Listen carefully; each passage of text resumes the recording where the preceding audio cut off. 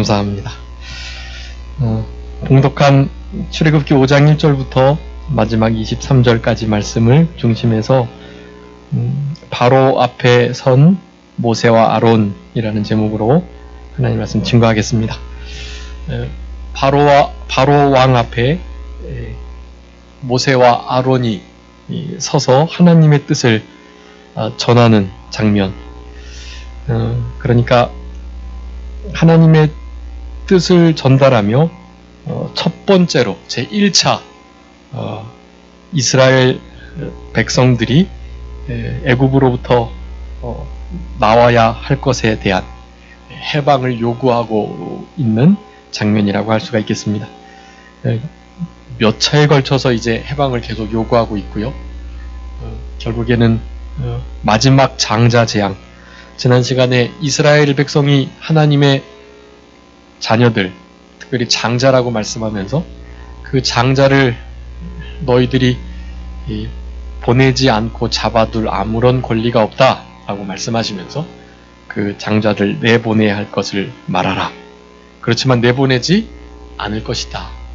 그렇게 될 때 내가 너희들의 장자를 치겠다라고 말씀하시면서 사실은 이미 바로의 마음이 강팍해서 이스라엘 백성들을 결코 보내지 않을 것에 대해서 예언을 하시고 그렇게 몇 차례에 걸친 해방을 요구함으로 말미암아서 이제 망하게 되었으니까 하나님의 살아계신 능력의 기적 역사로 애굽 나라가 망하게 되었기 때문에 어쩔 수 없이 이스라엘 백성들을 내보내는 그런 일들이 이제 나타나게 되는 것입니다.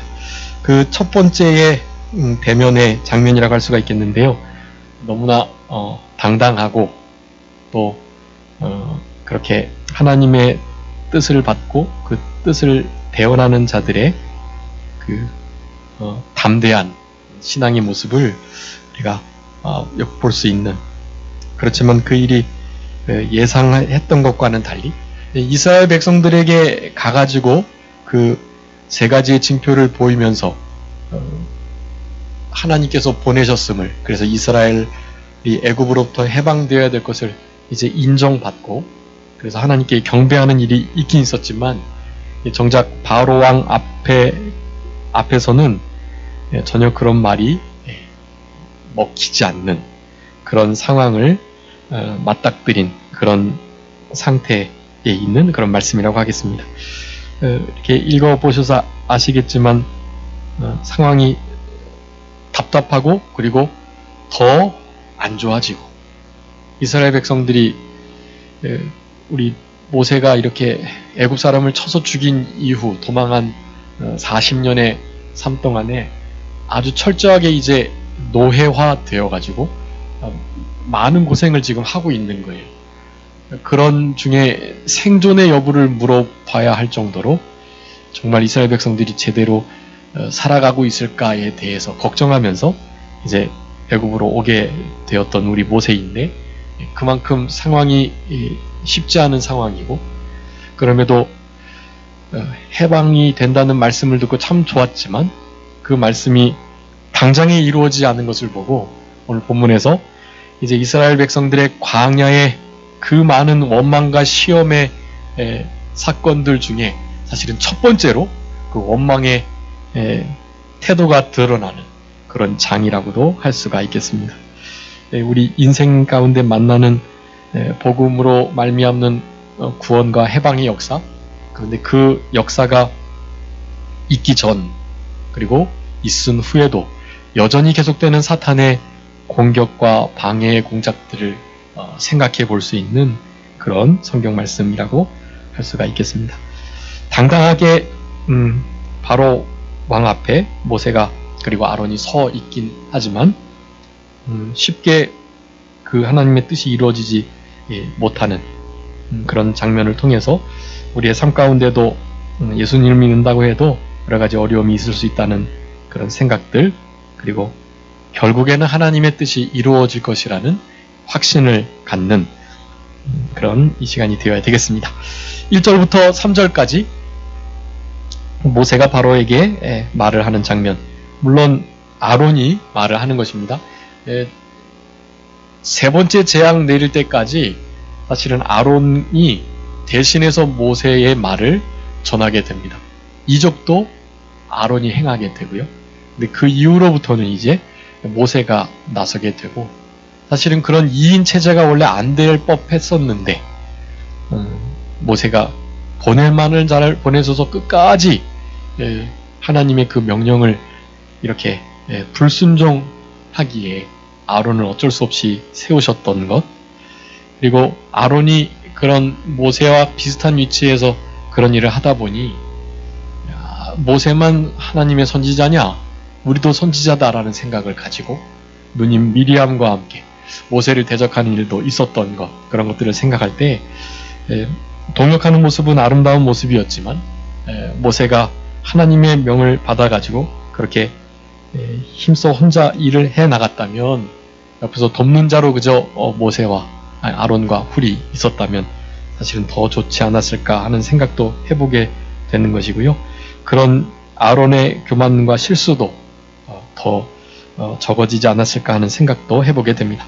어쨌든 모세와 아론이 바로에게 말하는 장면이 나타나 있고 2절 그리고 14절까지 바로왕이 아론과 모세의 그 말을 듣고 사실은 그 말을 반대하고 마치 비웃으며 그리고 교만한 태도로 그 말들을 무시해버리는, 그리고 도리어 백성들이 학대를 당하는 일이 있었습니다. 그리고 이제 20절부터 21절 그 16절 이후에 그 모든 사건들을 통해서 우리 모세하고 아론이 이스라엘 백성들로부터 원망의 대상이 되어버리는, 그래서 하나님께 호소를 드리는 그런 장면이 그렇게 나타나 있습니다. 1절에 보면 그 후에 모세와 아론이 가서 바로에게 이르렀다라고 말합니다. 그 후에라는 것은 그 위쪽에 있는 모든 말씀들을 다 가리킵니다. 이 모세가 하나님의 지팡이를 잡고 그 아들 게르솜과 엘리에셀과 그리고 아내 십보라를 데리고 함께 그렇게 아론을 만나가지고 하나님 앞에 경배를 드리며 우리의 고난을 감찰하셨다.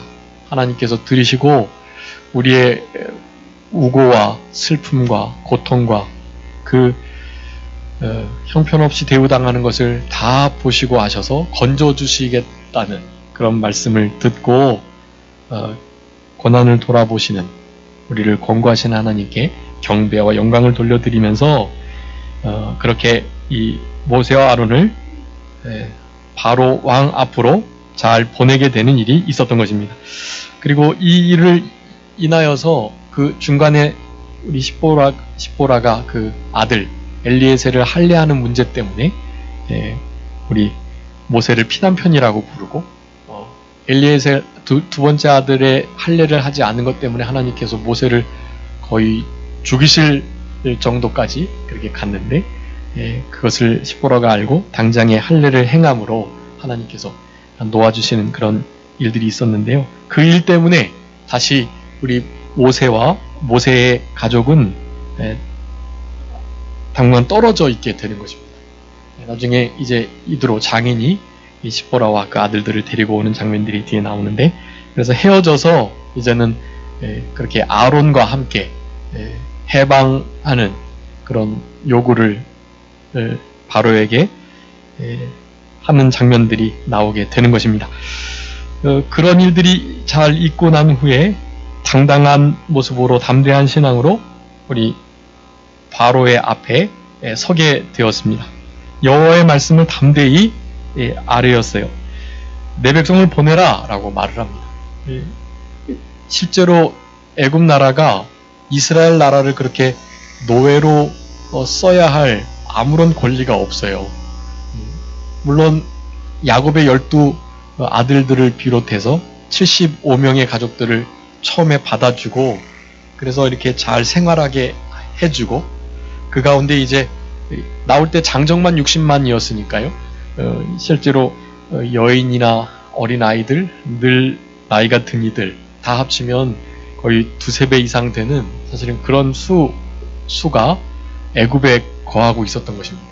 그러니까 그런 규모의 백성들을 받아주고 이렇게 잘 대접해 주었던 거, 물론 요셉 때문이긴 하지만 그런 것만 해도 사실은 큰 은혜를 입었다고 할 수가 있겠지만, 이스라엘 백성들이 그곳에 거하며 하나님께서 주신 은혜가 분명히 컸을 것이고, 당연히 그렇게 땅을 좀 줬다고 이스라엘 백성들을 노예 삼고 노동력을 착취하고 그렇게 이스라엘 백성들이 이제 다른 곳으로 옮겨가겠다고 했을 때 보낼 수 없다고 할 만한 아무런 권리 주장을 할 수 없는 자예요, 사실. 그런데도 그리하지 않는 모습을 이제 보이게 되는 것입니다. 당연히 하나님께서 요구하실 수 있는 말씀이고요. 내 백성이니까 내 백성을 너 바로야 보내라 라고 지금 말씀을 하고 계십니다. 지금 아론과 모세가 대면하고 있는 이 바로라고 하는 이 이집트 애굽의 왕은요, 바로라는 것은 그러니까 그 왕의 그 공식 명칭이고요. 바로라는 이름을 가진 왕이 아니고, 바로는 모든 애굽, 그러니까 이집트의 왕들을 바로라고 불러요. 바로. 그래서 바로 왕의 이름이 따로 있습니다. 모세가 처음 바로의 공주의 아들로 이렇게 건짐을 받아가지고 함께 자라났던 그런 애굽의 그 바로 왕이 있었어요. 그 왕의 이름이 투트모스라고 하는데, 투트모스 3세가 이미 죽은 거예요. 이제 모세를 잡아 죽이려고 하다가 찾지 못하고 결국 그들이 다 죽임을 당하고, 그러니까 거의 한 80여 세쯤 됐을 때 이제 죽었겠죠. 그리고 그의 후손이 지금 이제 바로 왕이 된 것입니다. 지금 여기서 나오는 이 바로 왕은 아멘토텝이라고 하는 왕이라고 하는데요. 한 20살 정도 된 그런 아주 유능하고 또 아주 건장한 그런 애굽의 왕이었다고 그래요. 그 왕을 지금 노인인 아론과 모세가 대면하여 가지고 지금 이 이야기를 나누고 있는 것이, 우리 이스라엘 사람들 보내라 라고 지금 말을 하는 것입니다. 사실은 이 젊은 바로 왕의 입장에서는 애굽의 아주 굳은 일을 도맡아 하는 아주 중요한 그 동력이 되는 그런 이스라엘 백성인데 그걸 보낼 수가 없죠. 그냥 보낼 수가 없고, 뭐 돈을 주고라도 사실은 빼낼 수 없을 만큼 아주 중요한 국가 기반 사업의 중요한 일꾼들이 됐던 것입니다. 그 일들이라는 것은 이제 보는 것처럼 그저 벽돌 굽기, 그리고 국가적 이렇게 농사가 잘 되게 하기 위해서 농수를 관리하고 또 밭을 일구는 뭐 그런 일들. 그러니까 한마디로 말하면 아주 허드렛 일, 그렇지만 아주 힘든 일, 그런 일들을 우리 이스라엘 백성들이 도맡아서 했던 것입니다. 그런 상태에 이 나라를 운영하는 왕이라고 한다면 그런 노동력을 당연히 빼앗길 수 없죠. 그러니까 도저히 보낼 수가 없는, 그리고 너무나 황당한 말을 지금 하고 있는 것입니다. 그들이 광야에 내 앞에서 절기를 지켜야 할 것이기 때문에 보내라라고 말하는 거예요. 이스라엘의 왕 여호와라고 일컬어지는 그 하나님, 그는 애굽에 있는 많은 신들 중에서도 하급신, 다른 신과도 사실은 비교할 수 없는 신으로 치부되는 그런 신입니다, 사실은. 근데 그런 신이 자기에게 그렇게 명령을 한다고 하니까 너무 기가 찬 거예요. 바로의 입장에서는 충분히 그럴 수 있다는 생각을 우리는 해볼 수가 있습니다. 그럼에도 당연히 선친을 통해서 알고 있었고, 이스라엘 백성들이 어떠한 큰 일을 했었고, 그러니까 요셉 때로부터 애굽을 건져냈던, 애굽 근동지역 팔레스타인 지역을 다 먹여 살렸던 아주 훌륭한 총리가 있었던 나라였으니까 이스라엘이 얼마나 아주 중요한 사명을 맡고 있었는데 그런 일들을 잊어버린 채 이제 지내고 있게 된 것이고, 그러다가 보니 당연히 그저 노예로 종으로만 사용될 만한 그런 민족으로 그는 알고 있었던 것입니다. 그래서 바로가 그렇게 말을 합니다. 다시 여호와가 누구간데 내가 그 말을 듣고 이스라엘을 보내겠느냐? 라고 말을 합니다. 나는 여호와 알지도 못하니까 알지도 못하는 신이 말하는 말을 내가 왜 듣는가? 나는 결코 이스라엘을 보낼 수 없다 라고 말을 하는 것입니다. 우리 바로의 입장에서는 사실은 그럴 수 있는데요. 신의식이 있는 자들은 사람이 만든 신들, 그런 신들이 아닌 사실은 우리 양심에서 증거하는 진짜 절대자, 하늘에 속한 참된 어떤 절대자가 있다는 것을 당연히 알고 있고, 사실은 그런 마음을 가지고 양심을 똑바로 쓴다면 진짜 하나님이 누구인가에 대해서 충분히 생각해 볼 수 있는 것이, 이 애굽 나라의 역대의 일기를 읽어봐도 반드시 어떻게 애굽 나라가 그 큰 흉년으로부터 건진받았던 것을 당연히 알 수 있었을 것인데, 그런 것을 전혀 생각하지 않는 그런 사실은 어리석은 왕의 모습이다 라고 할 수가 있겠습니다. 이와 같은 태도를 보이는 왕에게 그들이 가로되 히브리인의 하나님이 우리에게 나타나셨는데 사흘쯤 광야를 가서 우리 하나님 여호와께 희생을 드리려 하기 때문에 가기를 좀 허락해 주셔야 된다 라고 더 자세하게 말하면서 여호와께서 온역이나 칼로 우리를 치실까 두려워합니다 라고 말을 합니다. 뒤에 이제 8장에 가면 파리재앙 나오기 전에 이제 이런 말을 하는데요. 이스라엘 백성들이 떨어진 곳에서 반드시 해야 된다고 그런 이유를 설명하면서 애굽 사람들은 가축 다루는 일, 가축을 치는 일을 아주 가증히 여겼고, 당연히 가축들을 사용해서 제사를 드린다고 한다면 너무나 혐오하고 싫어해서 아마 돌로 이스라엘 백성들을, 그렇게 제사 드린 이들을 칠 것이 분명하기 때문에 우리들을 보내야 된다라는 식의 이유를 말씀합니다. 하나님께서 빼내주셔서 가나안 땅으로 들어가는 것이 목적이지만 실제로 사흘길 이상 떨어져서 하나님께 제대로 된 예배를 드리기 위함도 아주 중요한 이유예요. 그래서 굳이 그와 같은 진리를 제대로 알지 못하는 자들에게 가나안 얘기까지 할 필요도 없고, 그저 하나님의 신을, 우리의 신을 제대로 섬기기 위함이다라는 말만 해도 충분하다는 것을 우리는 알 수 있고, 더 자세하게 지금 그렇게 설명을 해주고 있는 것입니다. 온역이나 칼로 우리를 치시게 될 것이기 때문에 하나님 앞에 예배를 우리는 온전히 드려야 할 자들입니다 라는 설명을 하고 있는 것입니다. 그 온역들이 일어나면 당연히 애굽 전역으로도 그 온역이 퍼질 수가 있기 때문에 당신도 두려워해야 됩니다 라는 식의 말을 사실은 담대하게 한 것입니다. 그러자 4절에 애굽 왕이 모세와 아론아, 너희가 어찌하여 백성으로 역사를 쉬게 하느냐? 너희들 가서 일이나 해라 라고 무시하여 버립니다. 여러분, 인생 중에 가장 어리석은 인생은요, 하나님이 없다 하는 것입니다. 우리가 잘 아는 시편 14편 1절에 그렇게 말씀합니다. 어리석은 자들은 하나님이 없다 하는 자들이다. 네.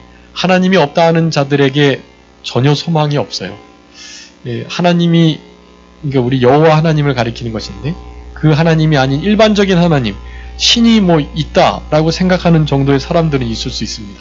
그런데 그 신이 사람이 되었고 또 우리의 죄를 짊어지게 되었고, 그래서 우리는 죽음과 죄와 마귀와 사망과는 관계없는 삶을 살아가는, 영원한 천국을 누리며 살아가는 자라는 것을 믿는 그 믿음을 가질 만한 그런 신, 그런 신은 사실은 유일하고 우리 여호와 하나님밖에 없다는 것을 알아야만 하는 것이에요. 그런데 그것을 멸망받을 자들은 알 수가 없고요. 이 멸망받을 자들은 멸망을 받을 수밖에 없는 태도를 취하게 되어 있습니다. 예. 여기서 이 바로가 취해야 될 태도는 그런 부분에 대해서 이스라엘 백성들의 지도자가 하는 말을 잘 듣고, 우리가 그동안 정말로 노동력을 값싸게 잘 썼다, 고맙다, 사실은 그런 식의 말을 하면서 보내주어야 그게 진짜 지혜로운 것이고, 그게 지혜로운 왕이에요, 그게. 그런데 그렇게 하지 못했던 것, 도리어 무시하고 또 더 나아가서는 그렇게 교만한 태도를 가지고 그들을 더 억누르는 그러한 일을 하는 것, 이 멸망받을 자들이 결국 그런 일들을 하게 되어 있습니다. 잠언 말씀에 보면 재앙이 일어날 때 슬기로운 자들은 그 재앙을 보고 피해서 숨는다라고 말씀하고요. 어리석은 자들은 재앙이 있는 줄 뻔히 알면서도 그냥 나아가는 거예요. 그러다 그 재앙을 당하게 된다라고 말씀합니다. 잠언에 두 것이나 동일한 말씀이 나타나 있어요. 아주 우리들에게 새겨야 할 말씀이기 때문에 그렇게 말씀하는 것입니다. 재앙을 보면 하나님의 명령이나 또 하나님의 뜻에 하나님이 이러할 때는 이렇게 하신다라는 진노의 말씀을 하실 때에는 우리는 그것을 심각하게 듣고 그런 상황들을 피해야만 하는 것입니다. 실제로 이스라엘 백성들에게 제사를 요구하셨는데 합당한 제사, 하나님이 기뻐하시는 제사 드리지 않으면 하나님께서는 진짜 진노하시는 하나님이세요. 지금도 여러분 오늘 오전에 말씀드렸던 것처럼 아멘의 신앙으로 하나님의 말씀을 들으시고 그 신앙으로 우리 하나님 앞에 서 계셔야만 합니다. 그냥 일반적으로 예배 드리는 그런 예배가 아닌 우리의 예배가 마지막인 것처럼, 그리고 우리 하나님께서 이 예배를 통해서 진짜 기뻐하시고 이 예배에 모든 관심을 기울이고 계시는 것처럼 우리 하나님을 그렇게 여기시면서 하나님 앞에 예배를 드리셔야만 해요. 예배가 그럴 때 하나님의 임재가 있는, 우리의 삶을 변화시킬 수 있는 하나님의 말씀이 심기어지는 그런 예배가 되는 것입니다. 그런 예배를 드리는 날이 이제 진짜 실제로 얼마 남지 않았고요. 이스라엘 백성들이 그런 예배 제대로 못 드리면 하나님께서는 진짜 온역과 칼과 여러 가지 재앙으로 제대로 예배를 드리지 않는 그들을 진짜 죽이시는 하나님이세요. 우리 예배에 목숨을 걸고 하나님이 받으시는 합당한 경배와 영광을 돌려드리는 그런 우리들의 생활이 되어야 할 것입니다. 역대상 16장 한번 읽어주세요. 우리가 어떻게 예배를 드려야 되는가. 역대상 16장 29절.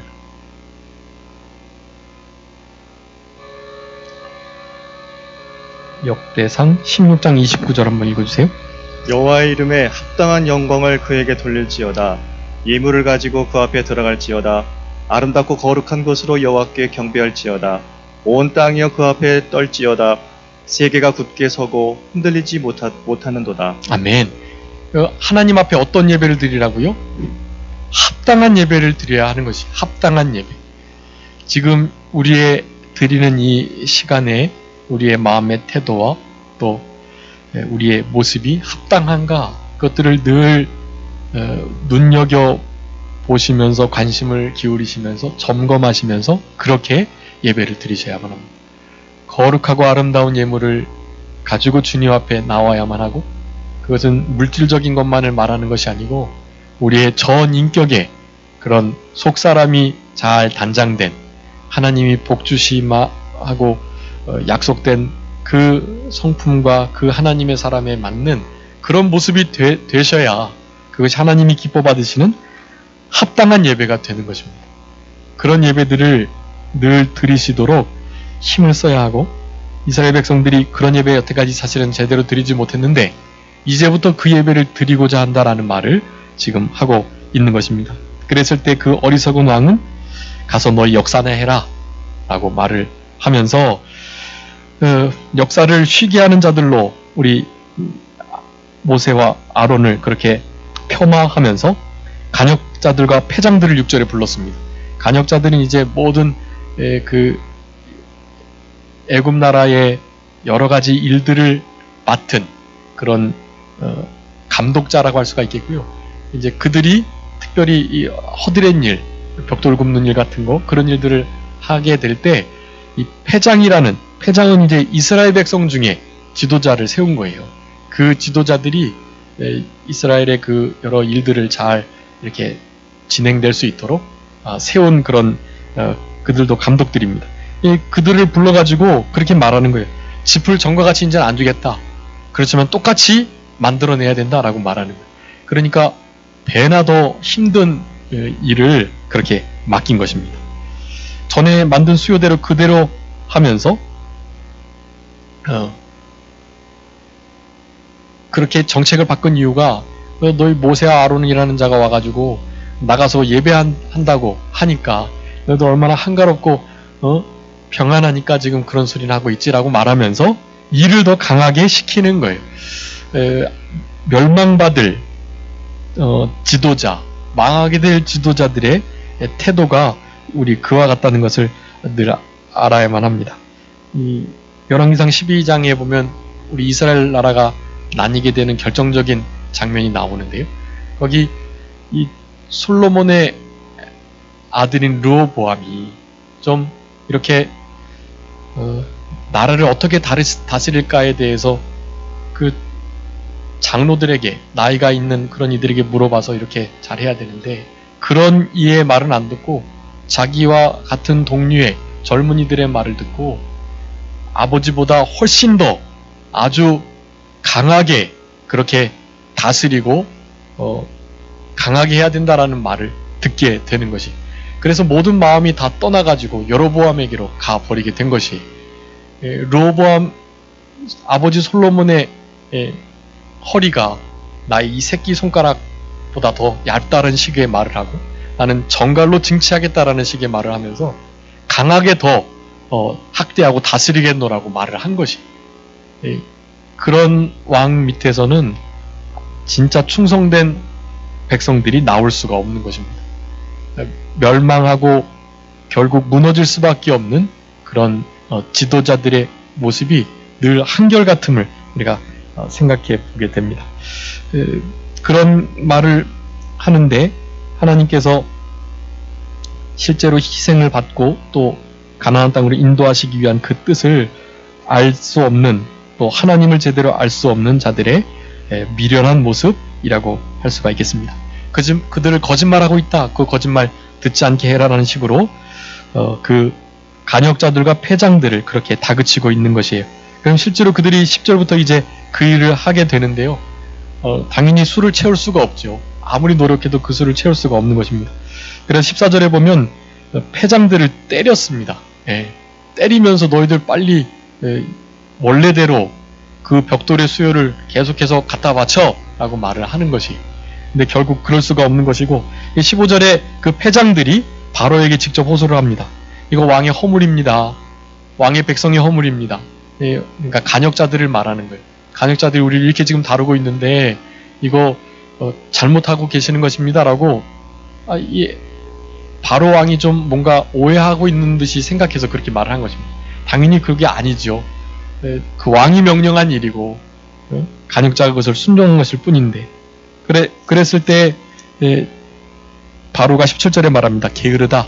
다시 한번 게으르다고 말을 하면서 너무나 일이 한가로우니 희생을 드린다는 얘기나 하지라고 말을 하면서 여전히 벽돌을 그 수대로 바쳐라 라고 다시 한번 말을 합니다. 그랬을 때에 그들이 이제 길에서 나오는데 모세와 아론을 20절에 만납니다. 그러면서 여기 우리 21절, 이 첫 번째 이스라엘 백성들의 원망입니다. 출애굽이 이제 이루어지기 전부터 봤을 때 첫 번째 원망이에요. 21절에 그들에게 이르되 너희가 우리로 바로의 눈과 신하의 눈에 미운 물건이 되게 했다라고 말을 합니다. 그리고 칼을 줘서 우리를 죽이게 한다. 그들이 이렇게 우리를 어떻게든 괴롭히려고 했는데 너희들이 가가지고 애굽에서 나가겠다고 하고 제사 드린다고 하고 이런 식의 말을 하니까 지금 우리가 이런 공경에 처해 있다라고 말하면서 여호와께서 너희를 감찰하시고 판단하시기를 원한다라고 말합니다. 하나님 앞에 원망할 때에도 그 원망의 이유가 있고요.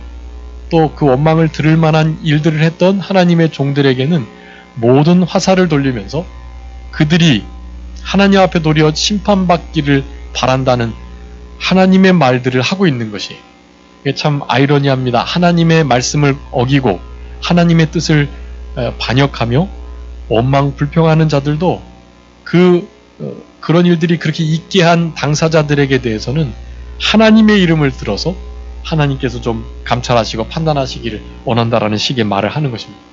그들도 그들 나름대로의 신앙의 모습으로 다른 사람들을 그렇게 정죄하는 것을 볼 수 있어요. 우리의 삶 가운데도 충분히 그럴 수 있습니다. 이거 쟤 때문이야. 이 일이 일어난 것은 이것 때문이야 라고 생각하는 거. 그렇게만 되지 않았었으면 하는 거. 여러분, 이런 모든 것들은 다 신앙이 아닙니다. 이렇게 해야 할 걸 저렇게 했었으면 되는데 누구만 아니었다면 뭐 이런 것들 있잖아요. 여러분 이런 모든 말들은 다 불신앙으로부터 나오는 거예요. 전도서에 전의 것이 좋다 하는 거, 그것은 지혜롭지 못한 것임을 분명히 말합니다. 지금이 가장 좋은 때이고요. 사실은 앞으로도 우리가 기대는 하지만 앞으로 어떻게 될지 몰라요.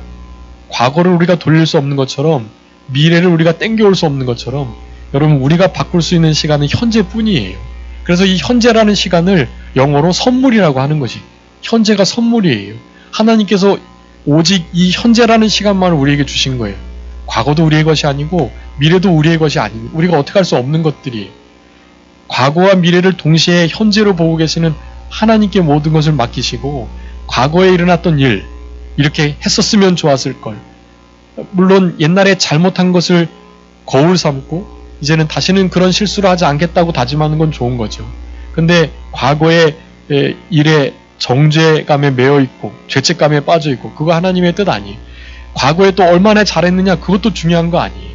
과거에 내가 얼마나 못했든 얼마나 잘했든 그거 중요한 거 아니고 현재를 어떻게 믿음으로 예수 그리스도를 표대로 힘차게 아멘의 신앙으로 다른 박질하느냐 그게 중요한 거예요. 주님께서 나를 붙드시도록 주님께 붙잡히도록 그것을 표대로 삼고 달려가는 일이 아주 중요한 것입니다. 그렇게 되면 장래에는 당연히 하나님께서 기뻐하시는 그리고 우리가 원하는 그런 소망의 항구로의 인도가 이루어지게 되는 것이에요. 현재를 그러니까 잘 살아가야 되는 것이고 현재 하나님께 잡힌 바 된 그것을 잡으려고 쫓아가는 일 그것이 중요하다. 현재만이 나에게 주어진 시간이고 선물과 같은 너무나 복된 시간임을 기억하시면서 너무 과거에 매여 계시지 마시고 미래의 불안한 일들에 대해서나 또 미래에 어떻게 될 것에 대해서 너무 또한 염려하지 마시고 그저 현재를 신앙으로 잘 살아가는 우리들이 될 때 오늘 본문에서 우리들에게 주시는 그 귀한 교훈을 실제로 제대로 잘 받게 되는 것이다 라고 할 수가 있겠습니다. 여러분의 생활 속에 이런 오를 범하지 않도록 늘 자기를 잘 단속하시고 정죄 비판하지 않는 신앙으로 살아갈 수 있도록 그렇게 힘을 쓰셔야 할 것입니다. 우리 이스라엘 백성들이 바로의 눈에 그렇게 미운 물건이 되게 아론과 모세가 한 게 아니에요. 그것은 악한 자들의 원습성입니다. 그게 이 애굽의 종살이를 영적으로 그렇게 해석을 하지요. 우리가 어디서부터 영적으로 해방됐다고 말합니까? 우리 출애굽하는 것을 영적으로 어떻게 해석을 해요? 우리가 구원받은 거 어디로부터 구원받았습니까? 네, 죄에서 또요. 마귀의 세력으로부터 또요. 네, 지옥의 자녀로부터 또요. 죽음으로부터 네, 이런 여러 가지의 것으로부터 우리는 해방을 받는 자들이 되는 거예요. 근데 사탄이 그런 것을 가만히 두겠습니까? 가만히 안 두겠습니까? 당연히 가만둘 수가 없는 것이에요. 자기 백성이 지금 빼앗겨지는데요. 가만둘 수 없고 결코 내어줄 수 없어요. 어떤 수를 동원해서라도 그들을 붙잡아 두려고 하는 것입니다. 마귀의 백성이 하나님의 자녀가 되는 데에는요. 그만큼 어렵고 큰 일이 있을 수밖에 없어요. 전보다 더 고역이 되고 힘든 정말 너무나 힘들어서 죽을 것 같은 그런 고통 속에 이스라엘 백성들이 있을 수가 있는 것입니다. 근데 그것 때문에 원망하면 안 되는 거예요. 그 일은 잠시니까. 이제 조금 이후에 있을 모세가 말한 대로 이스라엘 백성들을 애굽으로부터 건져내는 그 역사가 이루어지기 전 잠시 받는 환난이니까 그 잠시 받는 환난을 믿음으로 잘 견뎌내는 것이 중요하다라고 할 수가 있겠습니다. 여러분 우리가 받는 환난은 잠시 받는 것이에요. 어디에서 그랬습니까? 고린도 후서 한번 읽어봐 주세요. 4장 17절 읽어주세요. 우리의 잠시 받는 환난에 경한 것이 지극히 크고 영원한 영광에 중한 것을 우리에게 이루게 함이니. 아멘. 우리 환난이 어떤 환난이라고요? 네, 잠시 받는 환난이에요. 근데 그 환난이 무거워요, 가벼워요? 네, 그 환란은 사실은 가벼운 거예요. 무엇보다 가벼우냐? 나중에 받을 영광보다 가볍다는 거예요. 그 고난 자체가 뭐 가볍다 그런 의미가 아니고요. 그 고난은 우리를 죽일 수도 있는 아주 무거운 고난이에요, 사실은. 근데 그럴지라도 우리가 믿음 지키다가 잠시 그 받는 그 무거운 환란, 그 환란을 견디다가 죽었어요. 죽어버리면 어떡합니까? 순교자의 반열에 들어가는 거예요. 순교자의 반열에 받을 영광은 그 잠시 받는 우리의 목숨을 앗아갔던 아주 아프고 무거운 환란도 그 영광을 비하면 가볍다는 거예요. 이스라엘 백성들이 지금 잠깐 더 미움을 받고 고난을 받는 것일 뿐이 그것을 잘 견뎌야 되는데 이때부터 원망의 태도가 시작되었습니다. 그 원망이 될 때 어떻게 해야 되겠습니까? 환란 때에 부르짖어야만 하는 것이에요. 하나님께서는 그걸 우리들에게 요구하고 계십니다. 우리 여호와의 영광을 구하는 자들의 특징 가운데 하나가 은혜와 긍휼을 구하는 자들이다. 여러분 어떤 자들에게 은혜와 긍휼을 주신다 그랬습니까? 겸손하고 여호와를 경외하는 자. 그리고 어떤 자들을 하나님이 긍휼히 여기신다고요? 네, 죄를 자복하고 고난 가운데 있는 자. 여러분 고난 가운데 있는 자들을 하나님께서는 늘 마음 쓰시고요. 그들을 불쌍히 여겨주세요. 그리고 권고하십니다. 지난 시간에 진실함과 전심으로 간절하게 그렇게 겸손하게 두려고 떨림으로 하나님을 찾는 자들 권고해 주신다 그랬는데 그런 신앙이 그럴 때 형성이 되는 거예요. 그래서 모세는 역시 마찬가지로 이것은 22절 23절은 모세가 원망하는 거 아니고요. 이것은 하나님의 하시는 일을 이해할 수 없는 인간의 그런 한계를 가진 모세가 하나님께 탄원하는 거예요. 호소하는 거예요. 하나님 왜 이렇게 하셨습니까? 왜 이렇게 우리를 인도하십니까? 이 원망이 아니라 이것은 몰라서 하나님 앞에 부르짖는 것이 하나님의 뜻이 어디 있습니까? 사실은 기대하는 마음으로 이렇게 호소하고 있다는 것을 아셔야 되겠습니다. 우리 시편 한번 50편 읽어보고 말씀 마치도록 하겠습니다. 시편 50편 15절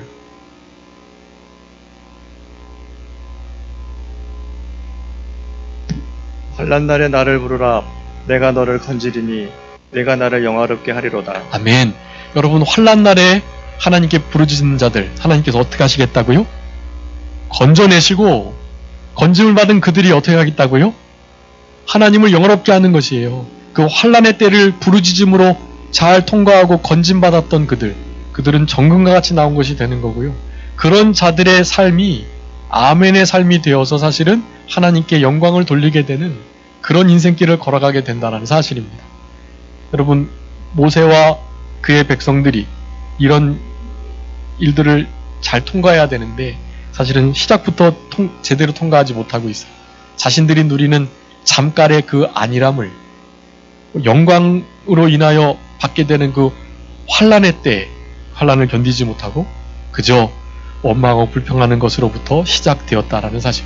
여러분 우리는 이런 것을 반면교사 삼아서 큰 환난과 어려움이 그렇게 있어도 그것은 잠시 받는 것이고 영광과 좋게 비교할 수 없으니까 그와 같은 신앙으로 우리가 당한 여러 가지 혼란과 어려움을 아픔을 믿음으로 잘 통과하시는 우리 모두가 되었으면 좋겠습니다.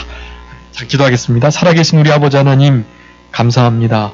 우리들에게 모세와 아론이 애굽 이집트의 바로 앞에 당당하고 담대히 선 일에 대해서 하나님의 말씀을 상고하면서 은혜를 나누었는데 하나님 우리들도 이 영적인 선한 싸움이 계속 있다는 것을 기억하고 늘 담대한 신앙으로 악의 세력과 어둠의 세력들 앞에 하나님의 말씀을 전할 수 있는 우리들이 될 수 있도록 우리 주님 역사하여 주시고 우리가 받는 환난은 잠깐 받는 것이고 우리가 받을 영광에 비할 때 너무나 가벼운 것이라는 것을 기억하고 이 잠시 받는 환난에 경한 것이 지극히 크고 영원한 영광에 중한 것을 이룬다는 것을 늘 기억하면서 장차 받을 영광이 환난과 좋게 비교할 수 없음을 늘 마음에 두시면서 그렇게 하나님 앞에 큰 자가 될 소망을 가지고 상급을 받을 소망을 가지고 남은 때를 살아간 우리 모두가 되게 하여 주시옵소서.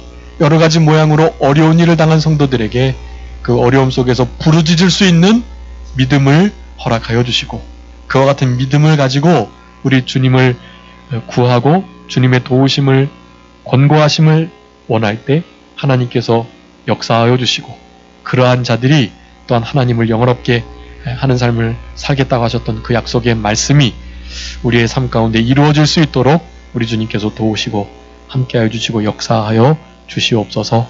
우리를 마귀와 죄와 사망과 지옥의 권세에서 해방시켜 주신 우리 주님의 은혜에 늘 감사하면서 그 주님의 십자가에 하나님의 생명의 말씀에 성령님의 인도와 감동에 늘 붙들려 살아가는 하나님의 도구와 같은 하나님께서 마음껏 쓰실 수 있는 그런 인생의 길을 걸어가는 우리 모두가 되게 해주시기를 간절히 바라옵고 감사하오며 예수 그리스도의 이름으로 기도 올리옵나이다.